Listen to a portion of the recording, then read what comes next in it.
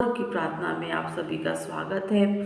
आज भोर के मनन और चिंतन के लिए जो परमेश्वर ने वचन दिया है वो हमको मिलता है यूहन्ना रचित सुसमाचार उसका 6वां अध्याय और उसका 63वां पद। यहाँ पर परमेश्वर का वचन बहुत सुंदर तरीके से क्या कहता है, आत्मा तो जीवनदायक है। आत्मा तो जीवनदायक है, अर्थात आत्मा जीवन को देने वाली है। आत्मा जीवन को देने वाली है, मारने वाली नहीं है। जो आत्मा की चलाए चलते हैं उनकी आत्मा कभी नहीं मरेगी, वो जीवित रहेंगी और परमेश्वर की स्तुति और आराधना करते रहेंगे। लेकिन आगे कहता है, शरीर से कुछ लाभ नहीं। दो प्रकार का चलना होता है, एक तो आत्मा की चलाए चलना और दूसरा होता है शरीर के चलाए चलना। शरीर के लिए जीना कि हमें क्या अच्छा लग रहा है, क्या अच्छा नहीं लग रहा है और कौन सी बातें इस दुनिया के लिए सही हैं, कौन सी बातें इस दुनिया में रहते हुए हमें आनंद की प्राप्ति करेगा।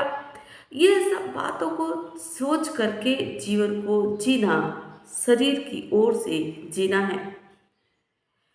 तो अगर हम शरीर की ओर से जीते हैं तो ये शरीर तो कुछ सालों के बाद नाश हो जाएगा, मर जाएगा। फिर हमारी आत्मा का क्या होगा? वो नर्क में जाके मर जाएगी। लेकिन जब शरीर में हमारी आत्मा है, उसी समय आत्मा के चलाए चलेंगे, तब क्या होगा? हम अनंत जीवन को प्राप्त करेंगे। उस जीवन को प्राप्त करेंगे कि हम जब ये नासवान शरीर छोड़कर अपने खुदा की गोद में जाएंगे, अपने खुदा के पास पहुंचेंगे, तब हम उसकी वहाँ स्तुति और आराधना करने पाएंगे। और यही तो हमारे जीवन का उद्देश्य है, यही तो परमेश्वर के रचने का उद्देश्य है। उसने मनुष्य को बनाया ही इसलिए है कि हम अपने खुदा की स्तुति और आराधना निरंतर करते रहें, उसकी चलाए चलते रहें, क्योंकि हमारा परमेश्वर आत्मा है। उत्पत्ति 1:1 में लिखा है कि कुछ नहीं था पृथ्वी पर, पानी ही पानी था और उस पर परमेश्वर का आत्मा मंडराया करता था। हमारा पिता आत्मा है, तो हम भी उसकी आराधना आत्मा और सच्चाई के साथ करें, ऐसा वो चाहता है। इसलिए यहाँ पर कहता है, आत्मा तो जीवनदायक है, शरीर से कुछ लाभ नहीं। जो बातें मैंने तुमसे कही है वे आत्मा है। जो भी परमेश्वर ने हमें कहा, चोरी ना करना, झूठ ना बोलना, झूठी साक्षी मत देना, मूर्ति पूजा ना करना और बहुत सारी अपने माता पिता का आदर करना, व्यभिचार न करना, दूसरे की चीजों का लालच न करना, अपने लिए मूर्ति खोद कर न बनाना। ये क्यों? ये सब आत्मा की बातें हैं। यीशु मसीह कहते हैं, प्रेम करो, अपने समान सबसे प्रेम करो, सबसे प्रेम करो। ये बातें आत्मा की है। जब हमारे आत्मा में प्रेम भरा होगा, तब हम दूसरे से प्रेम कर पाएंगे। अगर हमारे अंदर किसी के लिए नफरत भरा है, तो क्या हम प्रेम कर पाएंगे? क्या हम उसके साथ वो व्यवहार कर पाएंगे जो एक प्रेम के जिसके लिए प्रेम है उसके साथ कर सके? नहीं। इसलिए परमेश्वर आत्मा की चलाए चलता है, क्योंकि हमारा परमेश्वर बहुत प्रेमी है। हमारा परमेश्वर हमसे बहुत प्रेम करता है, तो वो चाहता है कि हम उस आत्मा, पवित्र आत्मा की चलाए चलने पाए और हम भी प्रेमी स्वभाव के हो जाए। और आगे कहता है, और जीवन भी है।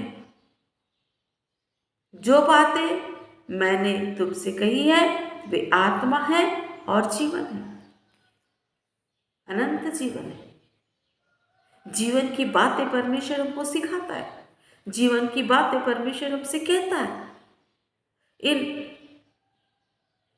क्योंकि नर्क में आग की भट्टी है, स्वर्ग में आनंद ही आनंद है। हम आनंदित वाले जगह में रहेंगे तो प्रसन्न रहेंगे, और प्रसन्न होकर परमेश्वर की महिमा करते रहेंगे, और परमेश्वर की महिमा करते रहेंगे तो हमारा ये जीवित रहना साध्य हो जाएगा।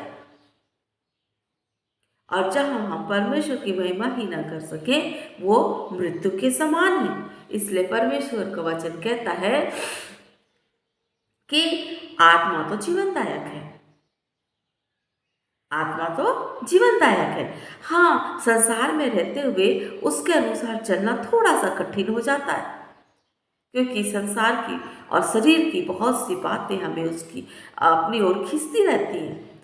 इसलिए आत्मा के चलाए चलना कठिन है, लेकिन जब हम आत्मा के चलाए चलेंगे मेरे प्रियो, तो ये मान लीजिए कि ये हमारी आत्मा जीवनदायी हो जाएगी, जीवन को देने वाली हो जाएगी, क्योंकि आत्मा हमें जीवन देता है। वो पवित्र आत्मा हमें जीवन देता है। वो चाहता है कि हम पूरे समय अपने परमेश्वर के समीप रहें, उस सृजनहार को जिसने हमको बनाया है उसके उपकारों को गिनते रहें, उससे करीब में बैठे रहें, उसके मनन चिंतन में लगे रहें, उसकी बातों पर ध्यान करते रहें, और दूसरों को भी सिखाते रहें। क्योंकि इसके नीचे लिखा हुआ है कि 65वां पद में लिखा है, यूहन्ना 6 उसके 65 पद में, इसलिए मैंने तुमसे कहा था कि जब तक किसी को पिता की ओर से वरदान न दिया जाए तब तक वह मेरे पास नहीं आ सकता। जब तक परमेश्वर अनुग्रह न करे लोगों की आत्मा नहीं बदल सकती। जब परमेश्वर काम करेंगे उनके अंदर, तब लोगों का हृदय बदलेगा, तब वो सत्य को जानने के लिए आतुर होंगे, तब वो सत्य के करीब आएंगे। नहीं तो उनका मन कठोर ही होगा, और कठोर अवस्था में वो मृत्यु को प्राप्त करेंगे। लेकिन जिस पर परमेश्वर का अनुग्रह होगा वो अनंत जीवन की बातों को समझेंगे, अपने हृदय में बसाएंगे, और परमेश्वर के लिए जीवन को प्राप्त करेंगे। जो परमेश्वर ने हमारे लिए रखा है कि हम उसकी स्तुति आराधना करें, तो ये आशीषों को प्राप्त करते जाएंगे। और ये कब होगा? जब परमेश्वर हर एक के हृदय में काम करेंगे। इसलिए प्रियो, हमारा काम है सिर्फ जा करके वचन को बताना, जो हमारे प्रभु ने हमको आत्मा के रूप में दिया है, जो जीवनदायी है। बाकी काम परमेश्वर का है, वो खुद करेंगे। हालेलुया। तो आइए आज प्रार्थना में जाएंगे और प्रार्थना करें उन लोगों के लिए जो सेवकाई करना चाहते हैं, जो किसी रीति से अपने संसार के शरीर में फंसे हुए हैं। उनके छुटकारा के लिए हम प्रार्थना करेंगे, ताकि वो लोग परमेश्वर उनकी अगुवाई करें, वो लोग अपने सांसारिक प्रेम से बाहर निकले, आत्मा के प्रेम से बाहर शरीर के प्रेम से बाहर निकले, और आत्मा के प्रेम में बंध जाए, ताकि वो जीवन को प्राप्त कर सके। हालेलुया। धन्यवाद यीशु, धन्यवाद यीशु, धन्यवाद यीशु। हालेलुया, हालेलुया, हालेलुया, हालेलुया। मेरे परमेश्वर यीशु मसीह के नाम से आपके चरणों में आते खुदा, हम आपको धन्यवाद धन्यवाद धन्यवाद धन्यवाद धन्यवाद देते प्रभु यीशु मसीह। हम आपके चरणों में आकर के आपसे प्रार्थना करते, आपसे विनती करते प्रभु। हम आपको धन्यवाद देते हैं राजा, आपसे मांगते हैं प्रभु जी, क्योंकि हम जानते हैं सब कुछ पूर्ण करने वाले परमेश्वर आप पिताजी। इस समय हम आपको धन्यवाद की भेंट चढ़ाते प्रभु, क्योंकि आपने हमको भोर के प्रकाश देखने का मौका दिया, रात्रि का विश्राम दिया प्रभु जी, जूतों के बीच में रखा। एक बार फिर से हम अपने पलंग से उठ करके, अपने बिस्तरों से उठकर आपके नाम की महिमा कर सकते हैं, आपके नाम की स्तुति कर सकते हैं प्रभु जी।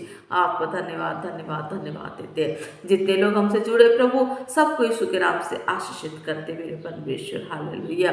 मेरे परमेश्वर पिता, आपके वचन में से मनन करने में आपने साथ मदद की प्रभु, हम आपको धन्यवाद देते हैं प्रभु जी। जितने लोग आपकी ओर से चुने गए हैं प्रभु जी, हर एक कोई बचाया जाए, ऐसी मदद कर मेरे परमेश्वर पिता। हर एक कोई के पास वो समाचार पहुँचने पाए और वो जल्दी से जल्दी अनंत जीवन को पाने वाले रास्ते पर चल सके और उस मार्ग को जान सके, ऐसी सहायता मदद कर मेरे परमेश्वर। हालेलुया प्रभु जी। हमारे जवानों को विशेष करके आपके हाथों में सौंपते हैं, हमारे घरों के बच्चों को प्रभु जी, जिनके एग्जाम चल रहे हैं, सबको आपके हाथों में सौंप देते हैं। बुद्धि ज्ञान समझ की आत्मा दे हमारे, जहाँ भी जाए प्रभु जी। आज जब हम अपने दिनों को आरंभ करते प्रभु जी, हम सब अपने आप आपके हाथों में सौंप देते प्रभु जी। और हमारे घर से बाहर निकलना, घर के भीतर आना, लोगों से मिलना जुलना, अपने काम को करना आपकी महिमा को प्रकट करने वाला हो प्रभु, ऐसी साथ मदद कर प्रभु जी। अपने कार्य क्षेत्र को भी यीशु मसीह के नाम से आशीषित कर लेते। हर एक बात के लिए आपको धन्यवाद धन्यवाद धन्यवाद धन्यवाद धन्यवाद देते प्रभु। धन्यवाद यीशु, धन्यवाद यीशु। हाँ प्रभु पिता, सबको आशीषित करते हुए विनती प्रार्थना प्रभु कृष्ण नाम से मांग लेते हैं। आमीन आमीन आमीन। हाँ, परमेश्वर आप सभी की अगुवाई करे। आज के दिन को जब हम प्रारंभ करते हैं, अपने पैर को, अपने हाथ को, अपने मनन चिंतन के लिए, अपने दिमाग को, आंखों को, कानों को, सबको यीशु मसीह के लहू में कवर करते हैं। कोई अनसुनी बातें, जो अप्रिय बातें हैं, हमारे कानों में ना आने पाए, हमारे मुख से कोई अनर्थ बातें ना निकलने पाए, लेकिन अनंत जीवन की बातें निकलने पाए। हमारी आंखें अच्छी बातों को देखने पाए, परमेश्वर के राज्य के विस्तार को देखने पाए। हमारे दिमाग से वचन वचन और वचन ही गूंजता रहे, हमारे दिमाग में वही सोच पड़ी रहे और हमारे काम, हाथ अच्छे काम को करने के लिए आगे बढ़े, हमारे पैर अच्छे कार्य को करने के स्थानों में जाने पाए। ऐसे परमेश्वर पिता हम सबकी मदद करे। हर एक के कार्य क्षेत्र को यीशु के नाम से हम आशीषित करते, विनती प्रार्थना प्रभु के नाम से मांग लेते हैं। आमीन आमीन। धन्यवाद।